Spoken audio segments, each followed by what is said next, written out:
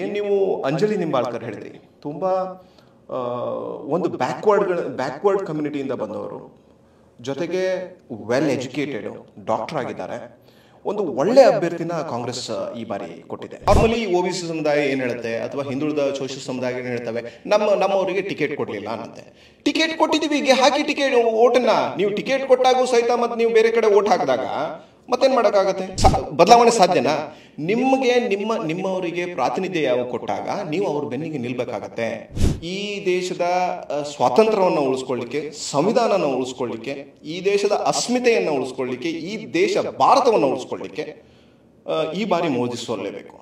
ಯಾವಾಗಾದ್ರೂ ಒಂದು ದಿವಸ ಅನಂತಕುಮಾರ್ ಹೆಗಡೆಯವರಾಗಲಿ ಅಥವಾ ಕಾಗೇರಿ ಅವರಾಗಲಿ ಒಂದು ದಿವಸ ಅರಣ್ಯ ಹಕ್ಕುಗಳ ಬಗ್ಗೆ ಮಾತಾಡಿದ್ದಾರೆ?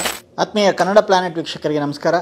ನಮ್ಮ ಜೊತೆಗೀಗ ನಮ್ಮ ಧ್ವನಿ ವೇದಿಕೆಯ ಸ್ಥಾಪಕ ಸದಸ್ಯರಾದಂತಹ ಮತ್ತು ಯುವ ಮುಂದಾಳು ಲೋಹಿತ್ ನಾಯ್ಕ್ ಅವರಿದ್ದಾರೆ.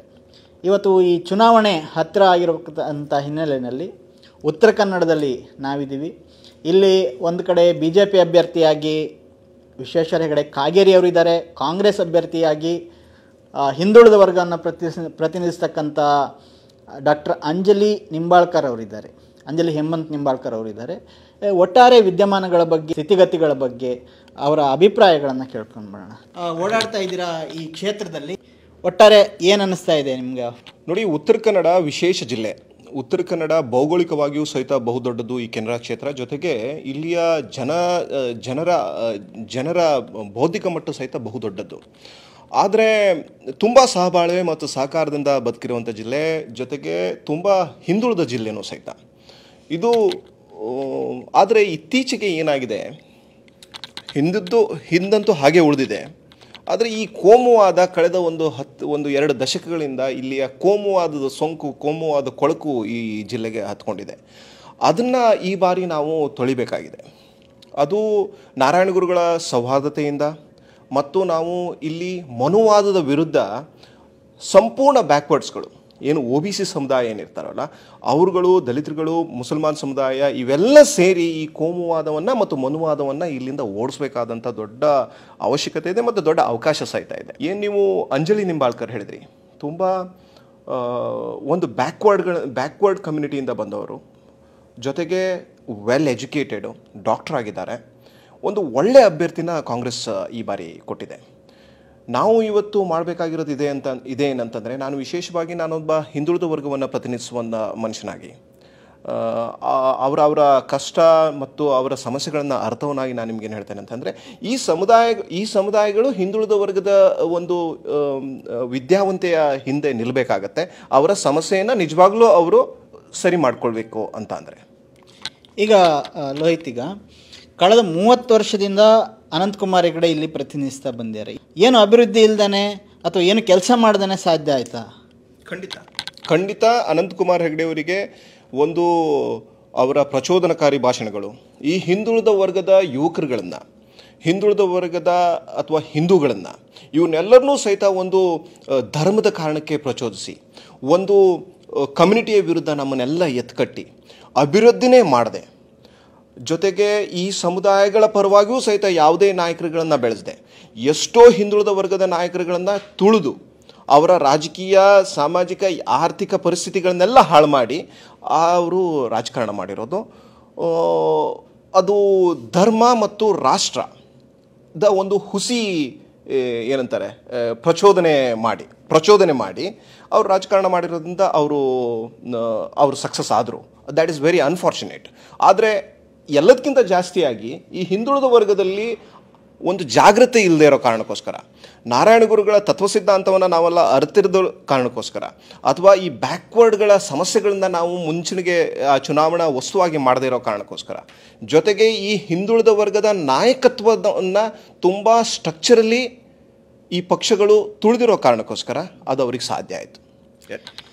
ಈಗ ಅನಂತಕುಮಾರ್ ಹೆಗಡೆ ಅವರಿಗೆ ಟಿಕೆಟ್ ತಪ್ಪಿದೆ. ಸಂವಿಧಾನದ ವಿರುದ್ಧ ಅವರು ಹೇಳಿಕೆ ಕೊಟ್ಟರು, ಅದು ದೊಡ್ಡ ವಿವಾದ ಆಗುತ್ತೆ ಅನ್ನೋ ಕಾರಣಕ್ಕೆ ತಪ್ಪಿಸಿರ್ಬೋದು. ಈಗ ಕಾಗೇರಿ ಇದ್ದಾರೆ ಕ್ಷೇತ್ರದ ಈಗ ಅಭ್ಯರ್ಥಿಯಾಗಿ.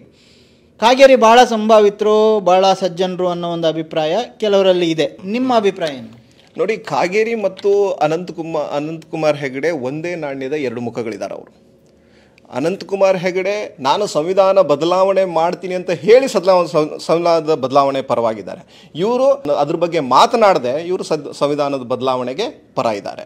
ಏನು ಡಿಫ್ರೆನ್ಸ್ ಇಲ್ಲ ಇಬ್ಬರಲ್ಲೂ, ಒಂದೇ ನಾಣ್ಯದ ಎರಡು ಮುಖಗಳಿವು. ಅದ್ರ ಬಗ್ಗೆ ಯಾವ ಡೌಟು ಬೇಡ. ಯಾಕೆಂತಂದ್ರೆ ಅವರ ಪಕ್ಷ ಸಿದ್ಧಾಂತ, ಅವರು ಪ್ರತಿನಿಧಿಸಿರುವಂಥ ಪಕ್ಷ, ಅವ್ರು ಬಂದಿರುವಂಥ ಏನು ಪರಿವಾರ ಏನು ಮಾಡುತ್ತೆ, ಅದ್ರ ಪರವಾಗಿದ್ದಾರೆ ತಾನೆ.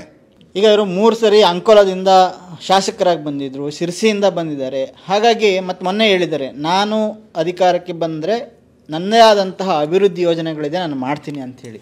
ಅಧಿಕಾರಿಗೆ ಇನ್ನೂ ಬರಬೇಕಾ? ಅವರು 5-6 ಸರಿ MLA ಆಗಿ, ಮಂತ್ರಿಗಳಾಗಿ, ಸಭಾಧ್ಯಕ್ಷರಾಗಿ ಎಲ್ಲ ಕೆಲಸ ಮಾಡಿದ್ದಾರೆ. ಇನ್ನೂ ಅಧಿಕಾರಕ್ಕೆ ಬರಬೇಕಾ ಕೆಲಸ ಮಾಡಲಿಕ್ಕೆ?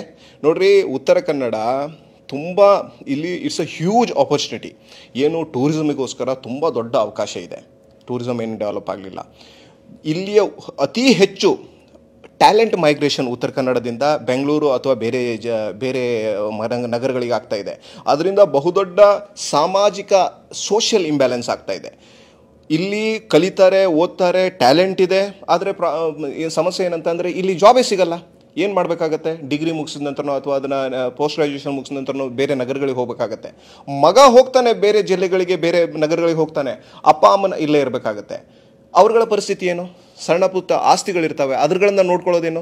ಆಸ್ತಿಗಳ ಸಮಸ್ಯೆಗಳಿರ್ತವೆ. ಅಥವಾ ತುಂಬ ಈ ಜಿಲ್ಲೆಯ ಬಹುದೊಡ್ಡ ಸಮಸ್ಯೆ ಏನಂತಂದರೆ ಅರಣ್ಯ ಹಕ್ಕು ಸಮಸ್ಯೆ. ಯಾವಾಗಾದರೂ ಒಂದು ದಿವಸ ಅನಂತಕುಮಾರ್ ಹೆಗಡೆಯವರಾಗಲಿ ಅಥವಾ ಕಾಗೇರಿ ಆಗಲಿ ಒಂದು ದಿವಸ ಅರಣ್ಯ ಹಕ್ಕುಗಳ ಬಗ್ಗೆ ಮಾತಾಡಿದಾರ? ಒನ್ ಡೇ ಅಥವಾ ಒಂದು ಸ್ಕ್ವೇರ್ ಫೀಟಷ್ಟು ಜಾಗನಾದರೂ ಯಾರಿಗಾದರೂ ಅರಣ್ಯ ಹಕ್ಕುಗಳಿಗೆ ಕೊಡಿಸಿದಾರ?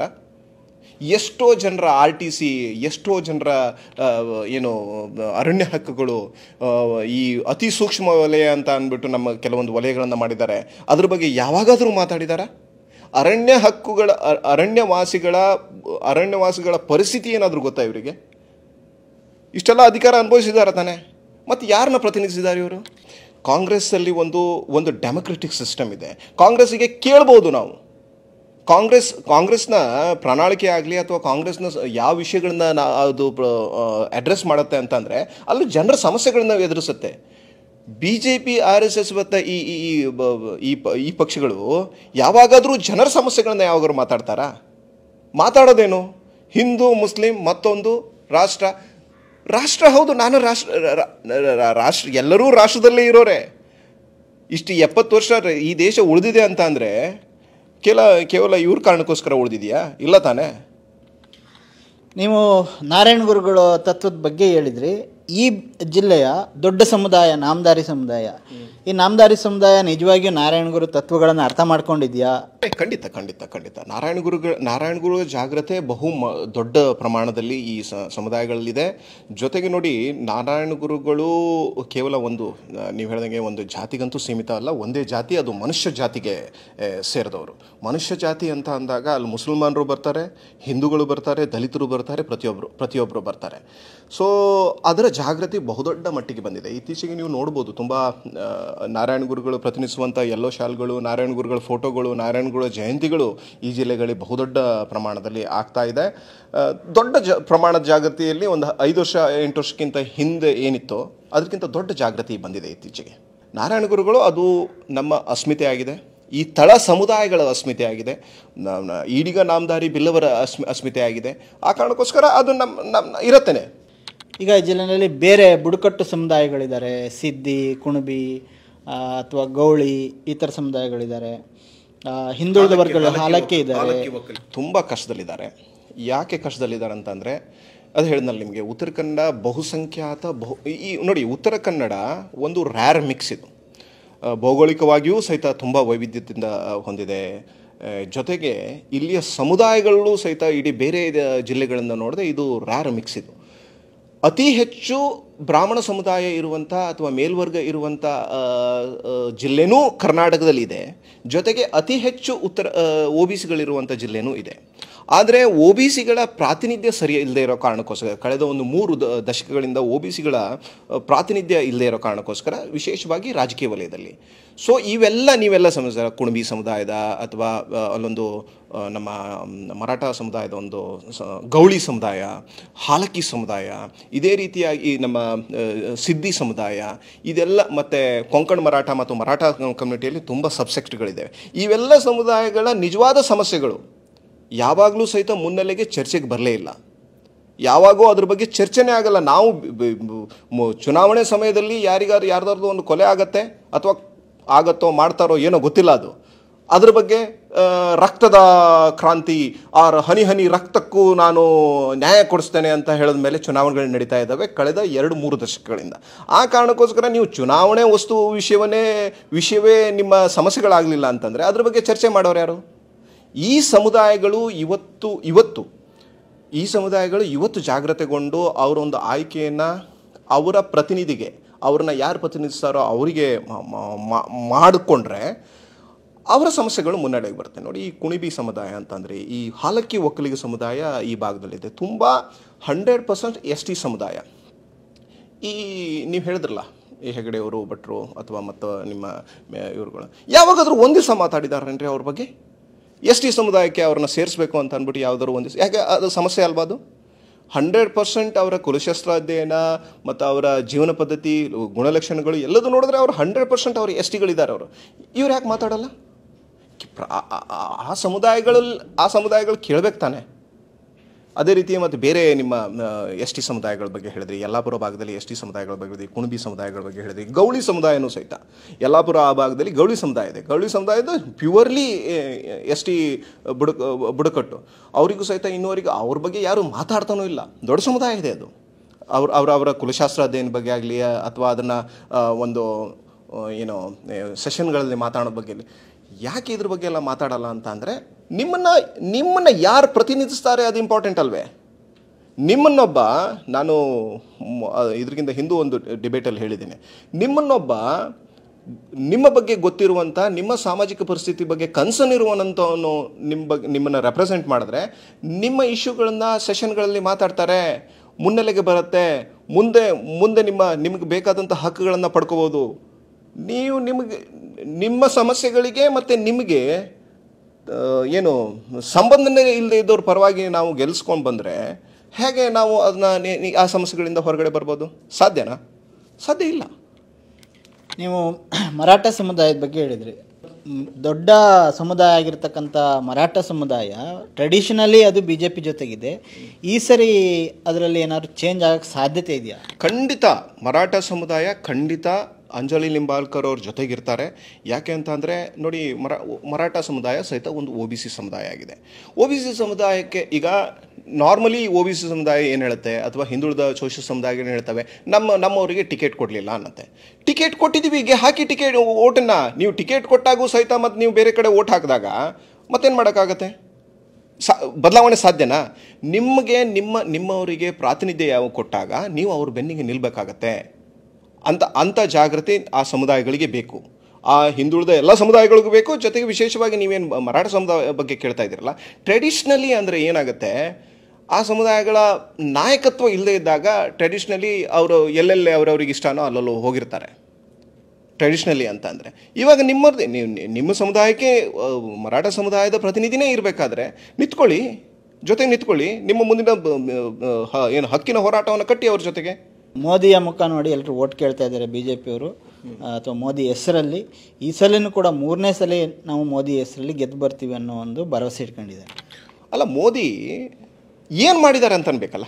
ಮೋದಿ ಈ ದೇಶಕ್ಕೆ ಮಾರ್ತಾ ಇರೋದು ಯಾರ ಆಸ್ತಿನ?